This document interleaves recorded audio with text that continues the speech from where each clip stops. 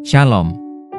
Selamat datang di Renungan Harian, Rhapsody of Realities Indonesia, edisi 6 Mei 2025. Buatlah catatan jiwa-jiwa. Inilah menjadi perhatianku, bahwa kamu menggembalakan kawanan domba Tuhan dengan penuh ketekunan seperti seorang gembala. 1 Petrus 5 ayat 2 MSG. Dalam renungan sebelumnya, kita meninjau pentingnya penginjilan yang tuntas.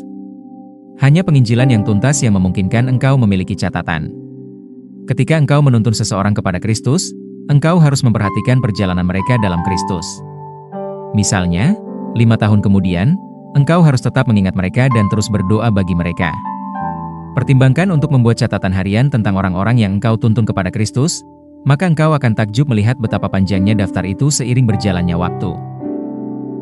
Saat engkau menuntun orang kepada Kristus, doronglah mereka untuk melakukan hal yang sama. Katakan kepada mereka, jika engkau menuntun seseorang kepada Kristus, beritahukan kepada saya. Engkau dapat mengirimkan nama dan alamat mereka. Saya akan berdoa untuk mereka.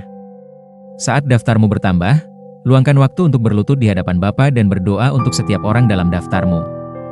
Roh Kudus, melalui Rasul Paulus, berkata dalam Galatia 4 ayat 19, "Hai anak-anakku, karena kamu aku menderita sakit bersalin lagi, sampai rupa Kristus menjadi nyata di dalam kamu." Berdoalah seperti ini bagi mereka yang namanya ada di daftarmu. Bangun strategi untuk bersyafaat bagi mereka, agar mereka teguh dalam iman, melakukan kehendak Bapa, aktif dalam pekerjaan pelayanan, dan senantiasa membawa kemuliaan bagi Tuhan.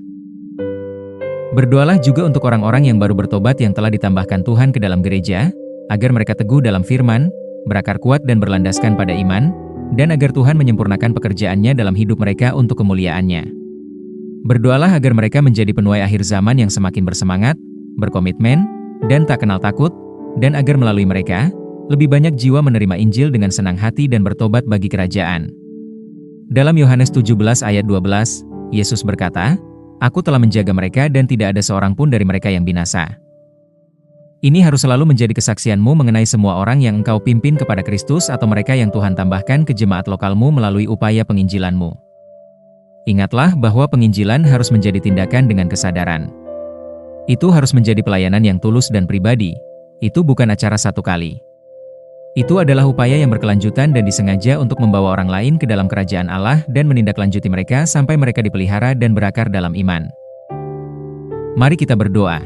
Bapa terkasih, terima kasih atas kesempatan untuk menjadi rekanmu dalam pelayanan keselamatan.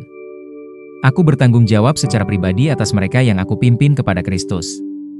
Aku tetap tekun berdoa untuk pertumbuhan dan dedikasi mereka terhadap hal-hal rohani.